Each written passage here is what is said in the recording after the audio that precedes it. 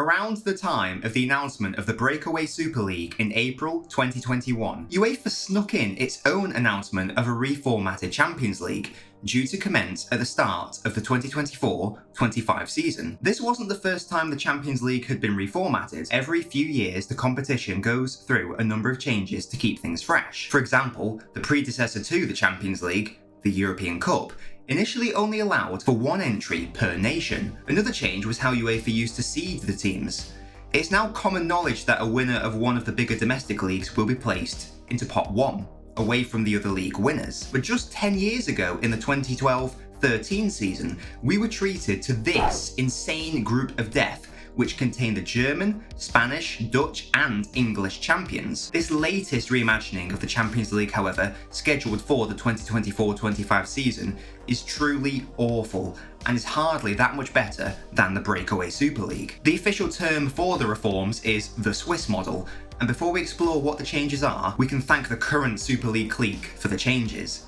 These clubs are exorbitant in their greed and have continually threatened UEFA with a breakaway league unless their demands were met. These clubs want more games and more security, and the Swiss model sacrifices fairness and exciting jeopardy to placate the established elite. So, these are the changes. Instead of the 32-team group stage we're used to seeing, the pre-knockout round would consist of a 36-team league stage. Not every team would play each other.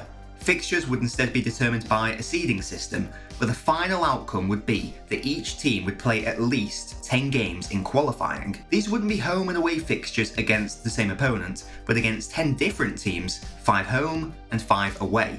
The top 8 teams proceed automatically to the knockout round of 16, the bottom 12 sides are knocked out, and the middle 16, the teams ranked from 9th to 24th, compete in a 2-legged playoff to qualify for the round of 16.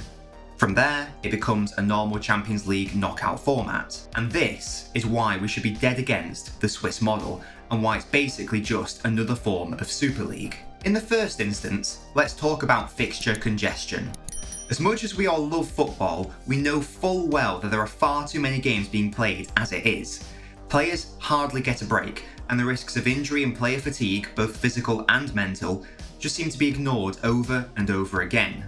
This format would mean that instead of playing 6 games in qualifying, each team would have to play at least 10, which is immediately an extra 4 per team.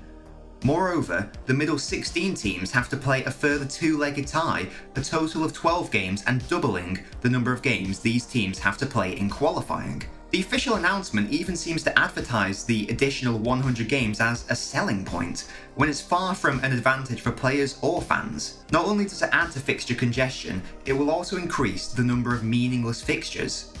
UEFA stated that the new format should mean that there is more to play for right up until the final night of league action. But that's just a blatant untruth. The reality is this will increase the number of meaningless games.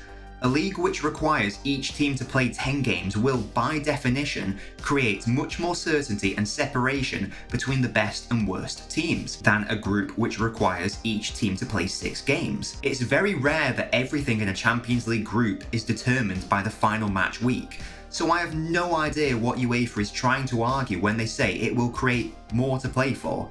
It will in fact create even more dead rubbers, and the only benefactors will be UEFA, who will receive much more income from advertisers. Surprise, surprise, it all boils down to greed from the top of football. So that's one issue with the new format, but the other is arguably worse, and that is of limiting jeopardy and maximising security. Over the course of a league season, the teams at the top deserve to be at the top, and those at the bottom deserve to be at the bottom. That's how league football works, because over the course of a league season, any potential outliers and peaks or dips in form are eliminated by virtue of the format rewarding consistency above all else. So essentially, if you add more games to a format, you're more likely to see less surprises, because in a one-off game or two, because football is such a low-scoring game, anyone at this level can beat anyone. So, by adding more games and by eliminating the potential jeopardy of a 6-game group stage, UEFA has eliminated an element of competition and has contributed to what the elite clubs want: less risk of being knocked out early on in the Champions League. Look at Barcelona this season, for example, one of the clubs desperate for a Super League and the preservation of the status quo because it can't reasonably handle its own financial situation and refuses to learn from its financial mistakes. Barca was eliminated from this season's Champions League. Under the new rules, it's doubtful even Barca would have been one of the bottom performers. But that's not all the Swiss model does. You may have noticed that the number of teams under the reformat has increased from 32 to 36. How does UEFA decide who gets those additional 4 slots? This is arguably the worst aspect of the new format and links back to the issue of minimising jeopardy. 2 of the slots are reasonable in respect of their allocation. The first one is awarded to the country placed 5th in UEFA's coefficient rankings.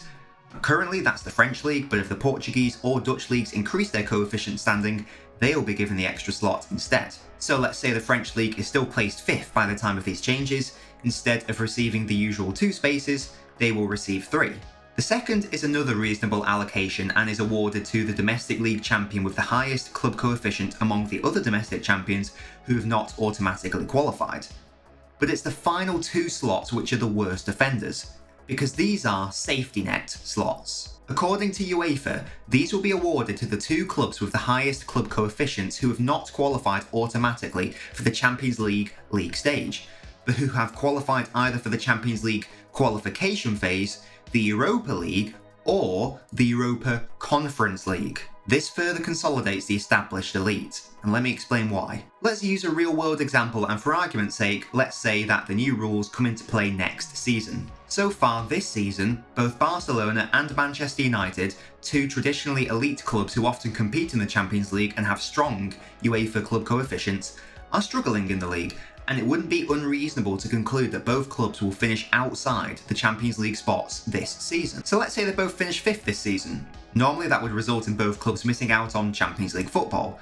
However, because of these new rules, it's irrelevant whether they have an off-season, and they will still be able to play because of their strong club coefficients. Barca's ranked 7th and United 9th. So all they need to do domestically is finish in the top 6 or 7, not top 4.